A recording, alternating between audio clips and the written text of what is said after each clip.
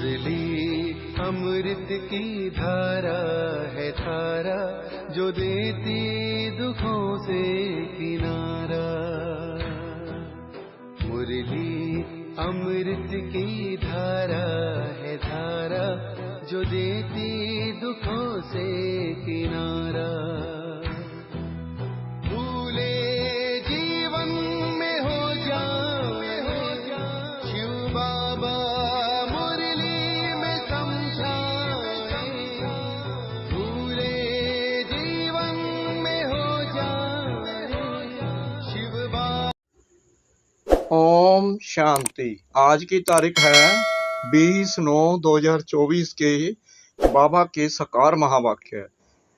मीठे बच्चे, तुम्हें बाप समान खुदाई खिदमतगार बनना है। संगम पर बाप आते हैं तुम बच्चों की खिदमत यानी सेवा करने।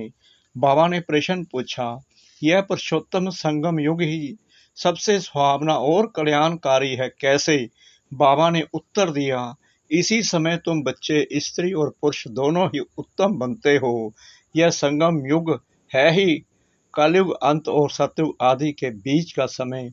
इस समय ही बाप तुम बच्चों के लिए ईश्वरीय यूनिवर्सिटी खोलते हैं, जहां तुम मनुष्य से देवता बनते हो। ऐसी यूनिवर्सिटी सारे कल्प में कभी नहीं होती। इसी समय सबकी सदगति होती है। ओम शांति। रूहानी बाप रूहानी बच्चों को बैठ समझाते हैं। यहाँ बैठे बैठे एक तो तुम बाप को याद करते हो, क्योंकि वह पतित पावन है। उनको याद करने से ही पावन सतो प्रधान बनने की तुम्हारी एम है। ऐसे नहीं, सतो तक एम है, सतो प्रधान बनना है। इसलिए बाप को भी जरूर याद करना है, फिर स्वीट होम को भी याद करना है, क्योंकि वहाँ जाना है। फिर माल मलकियत भी चाहिए, इसलिए अपने स्वर्ग धाम को भी याद करना है, क्योंकि यह प्राप्ति होती है। बच्चे जानते हैं हम बाप के बच्चे बने हैं, बराबर बाप से शिक्षा लेकर हम स्वर्ग में जाएंगे, नंबर वार पुरुषार्थ अनुसार। बाकी जो भी जीव की आत्माएं हैं वह शांति धाम में चली जाएगी। घर तो जरूर जाना है।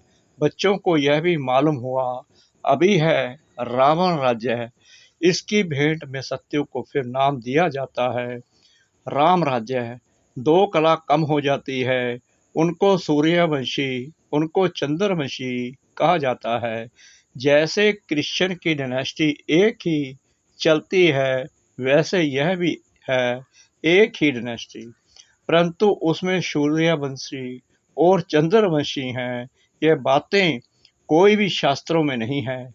बाप बैठ समझाते हैं, जिसको ही ज्ञान अथवा नॉलेज कहा जाता है, स्वर्ग स्थापन हो गया, फिर नॉलेज की दरकार नहीं।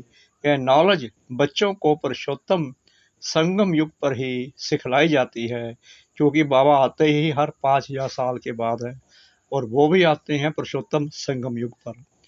तुम्हारे सेंटर्स पर व म्यूजियम में बहुत बड़े बड़े अक्षरों में जरूर लिखा हुआ हो कि बहनों और भाइयों, यह पुरुषोत्तम संगम युग है जो एक ही बार आता है। पुरुषोत्तम संगम युग का अर्थ भी नहीं समझते हैं तो यह भी लिखना है।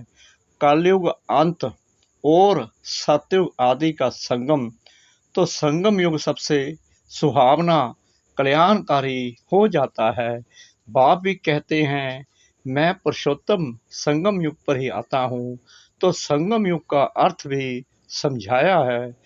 वैशाल्य का अंत, शिवालय का आदि, इसको कहा जाता है पुरुषोत्तम संगम युग। यहाँ सब हैं विकारी, वहाँ सब हैं निर्विकारी, तो जरूर उत्तम तो निर्विकारी को कहेंगे ना। बाबा कहते हैं जो ऊंच होता है उसको निर्विकारी तो कहेंगे ना। पुरुष और स्त्री दोनों उत्तम बनते हैं, इसलिए नाम ही है पुरुषोत्तम। इन बातों का बाप और तुम बच्चों के सिवाय किसको पता नहीं कि यह संगम युग है। किसके ख्याल में नहीं आता कि पुरुषोत्तम संगम युग कब होता है। अभी बाप आए हुए हैं वह है मनुष्य सृष्टि का बीज रूप, उनकी ही इतनी महिमा है।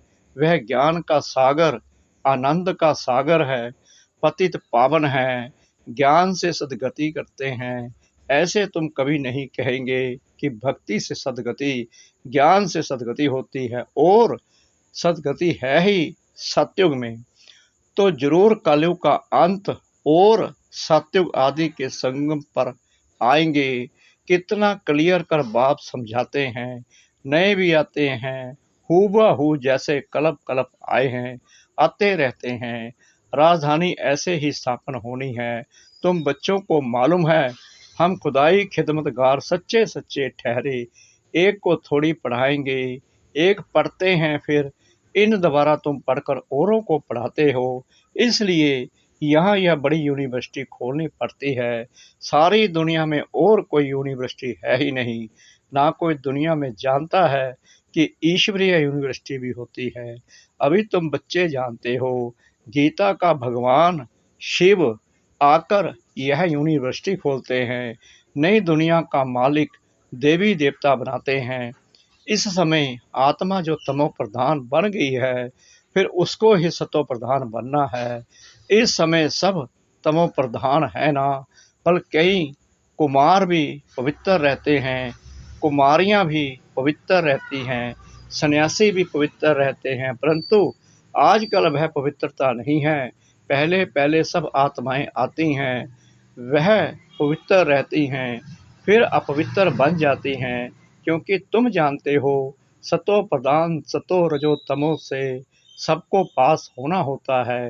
अंत में सब तमो प्रधान बन जाते हैं। अभी बाप सम्मुख बैठ समझाते हैं, यह झाड़ तमो प्रधान जड़ जड़ी भूत अवस्था को पाया हुआ है, पुराना हो गया है, तो जरूर इनका विनाश होना चाहिए। यह है वैरायटी धर्मों का झाड़। इसलिए कहते हैं विराट लीला कितना बड़ा बेहद का झाड़ है। वह तो जड़ झाड़ होते हैं, जो बीज डालो वह झाड़ निकलता है। यह फिर है वैरायटी धर्मों का। वैरायटी चित्तर है सब मनुष्य, परंतु उनमें वैरायटी बहुत है, इसलिए विराट लीला कहा जाता है। सब धर्म कैसे नंबर वार आते हैं, यह भी तुम जानते हो, क्योंकि हमें बाबा पढ़ा रहे हैं, सच्ची पढ़ाई पढ़ा रहे हैं। सबको जाना है, फिर आना है। जहाँ से हम आत्माएं आई हैं, हमें वहीं जाना है। ये ड्रामा बना हुआ है। बाबा कह रहे हैं ये 5000 साल का ये ड्रामा बना हुआ है, जो रिपीट हूबहू हो रहा है। जो पहले हुआ वो अब भी हो रहा है भी कुदरती ड्रामा।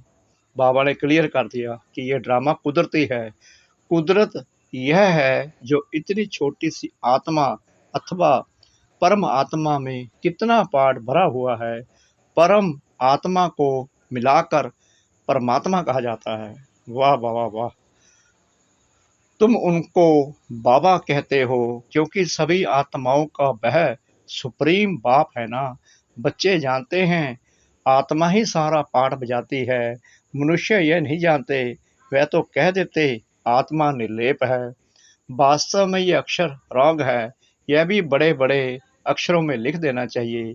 आत्मा निर्लेप नहीं है। आत्मा ही जैसे जैसे अच्छे व बुरे कर्म करती है, तो ऐसा वह फल पाती है।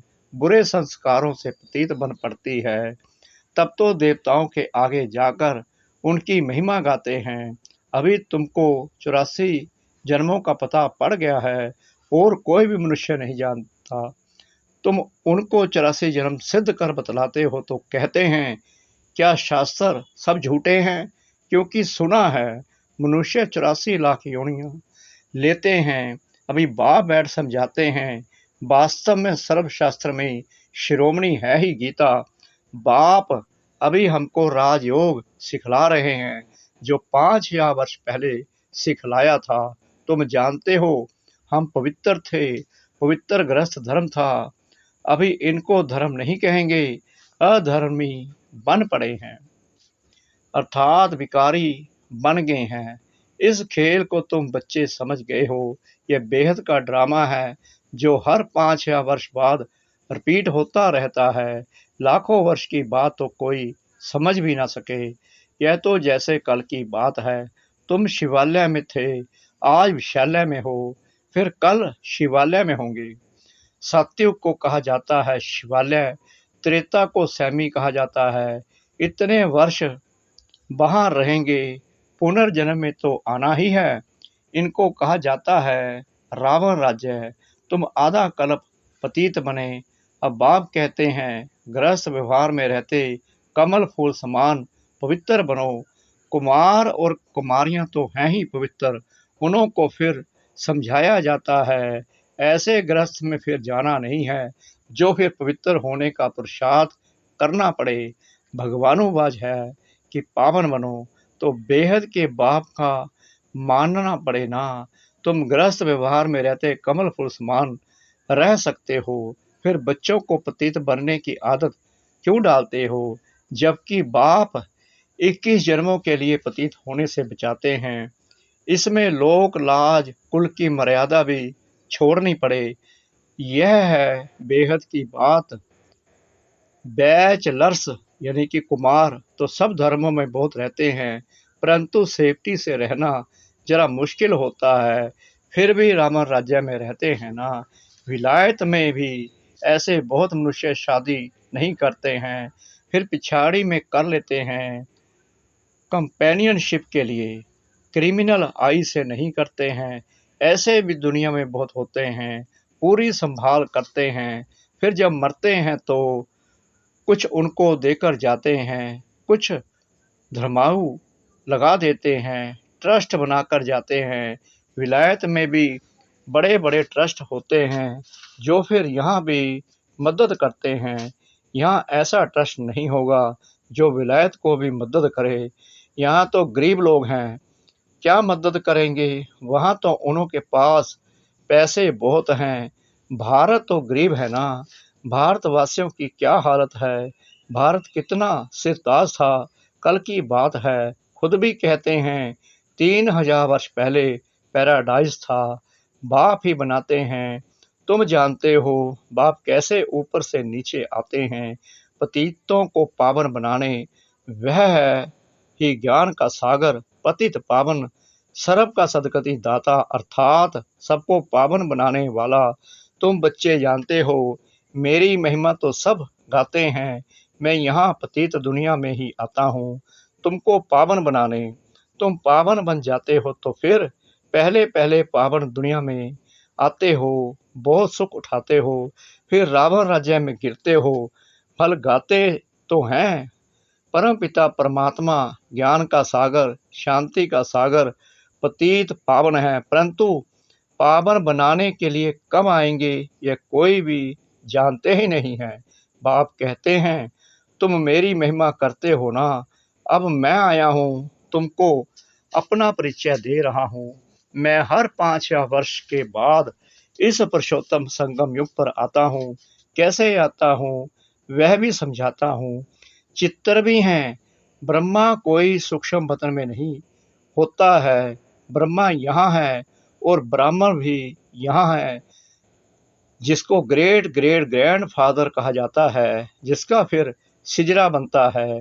मनुष्य सृष्टि का सिजरा तो प्रजापिता ब्रह्मा से ही चलेगा ना। प्रजापिता है तो जरूर उनकी प्रजा होगी। कुख वंशावली तो हो ना सके, जरूर एडॉप्टेड होंगे। ग्रेट ग्रेट ग्रैंड फादर है तो जरूर एडॉप्ट किया होगा। तुम सब एडॉप्टेड बच्चे हो, अभी तुम ब्राह्मण बने हो, फिर तुमको देवता बनना है। शूद्र से ब्राह्मण, फिर ब्राह्मण से देवता। यह बाजोली का खेल है, विराट रूप का भी चित्र है ना। वहां से सबको यहाँ आना है जरूर। जब सब आ जाते हैं फिर क्रिएटर भी आते हैं। वह क्रिएटर डायरेक्टर है, एक्ट भी करते हैं। बाप कहते हैं हे आत्माएं, तुम मुझे जानते हो, तुम आत्माएं मेरे सब बच्चे हो ना। तुमने पहले सतयुग में शरीरधारी बन कितना अच्छा सुख का पाठ बजाया, फिर 84 जन्म बाद तुम कितना दुख में आ गए हो। ड्रामा के क्रिएटर, डायरेक्टर, प्रोड्यूसर होते हैं ना। यह है बेहद का ड्रामा। बेहद ड्रामा को कोई भी जानते नहीं हैं। भक्ति मार्ग में ऐसी ऐसी बातें बताते हैं जो मनुष्यों की बुद्धि में वहीं बैठ गई हैं। अब बाप कहते हैं, मीठे मीठे बच्चों, यह सब भक्ति मार्ग के शास्त्र हैं। भक्ति मार्ग की ढेर सामग्री है। जैसे बीज की सामग्री झाड़ है, इतने छोटे बीज में झाड़ कितना अथाह फैल जाता है। भक्ति का भी इतना विस्तार है। ज्ञान तो बीज है, उसमें कोई भी सामग्री की दरकार नहीं रहती है। बाप कहते हैं, अपने को आत्मा समझ बाप को याद करो, और कोई व्रत नेम नहीं है। यह सब बंद हो जाता है, तुमको सदगति मिल जाएगी। फिर कोई बात की दरकार नहीं। तुमने ही बहुत भक्ति की है, उसका फल तुमको देने के लिए आया हूँ। देवताएं शिवालय में थे ना, तब तो मंदिर में जाकर उन्हों की महिमा गाते हैं। अब बाप समझाते हैं, मीठे मीठे बच्चों, मैंने 5,000 वर्ष पहले भी तुमको समझाया था कि अपने को आत्मा समझो, दे के सब संबंध छोड़ मुझ एक बाप को याद करो, तो इस योग अग्नि से तुम्हारे पाप भस्म हो जाएंगे। बाप जो कुछ अभी समझाते हैं, कल्प कल्प समझाते आए हैं। गीता में भी कोई कोई अक्षर अच्छे हैं। मन मना भव अर्थात मुझे याद करो। शिव बाबा कहते हैं, मैं यहाँ आया हूँ, किसके तन में आता हूँ वह भी बताता हूँ। ब्रह्मा द्वारा सब वेदों शास्त्रों का सार तुमको सुनाता हूँ। चित्र भी दिखाते हैं, परंतु अर्थ नहीं समझते।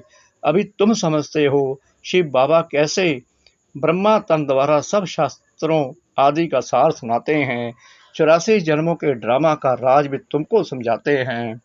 इनके ही बहुत जन्मों के अंत में आता हूँ, यहीं फिर पहले नंबर का प्रिंस बनते हैं, फिर 84 जन्मों में आते हैं। अच्छा, मीठे मीठे सिकला दे बच्चों प्रति माता पिता बाप दादा का याद प्यार और गुड मॉर्निंग।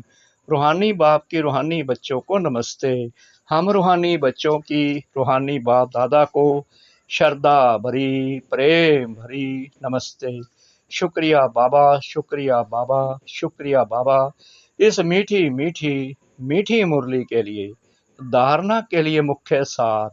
नंबर 1, इस रावण राज्य में रहते पतित लोक लाज कुल की मर्यादा को छोड़ बेहद बाप की बात माननी है।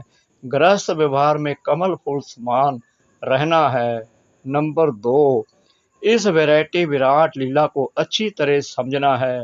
इसमें पाठ बजाने वाली आत्मा निर्लेप नहीं, अच्छे बुरे कर्म करती और उसका फल पाती है। इस राज को समझकर श्रेष्ठ कर्म करने हैं। वरदान सतगुरु परमपिता परमात्मा जी का। बाप के संस्कारों को अपने ओरिजिनल संस्कार बनाने वाले शुभ भावना शुभ कामनाधारी भव। अभी तक कई बच्चों में फीलिंग के किनारा करने के पर चिंतन करने व सुनने के भिन्न भिन्न संस्कार हैं, जिन्हें कह देते हो कि क्या करे, मेरे ये संस्कार हैं। ये मेरा शब्द ही प्रसाद में ढीला करता है। यह रावण की चीज है, मेरी नहीं। लेकिन जो बाप के संस्कार हैं वही ब्राह्मणों के ओरिजिनल संस्कार हैं। वह संस्कार हैं विश्व कल्याणकारी शुभ चिंतनधारी, सबके प्रति शुभ भावना शुभ कामनाधारी स्लोगन। जिनमें समर्थी है वही सर्व शक्तियों के खजाने का अधिकारी है। जिनमें समर्थी है वही सर्व शक्तियों के खजाने का अधिकारी है। ओम शांति।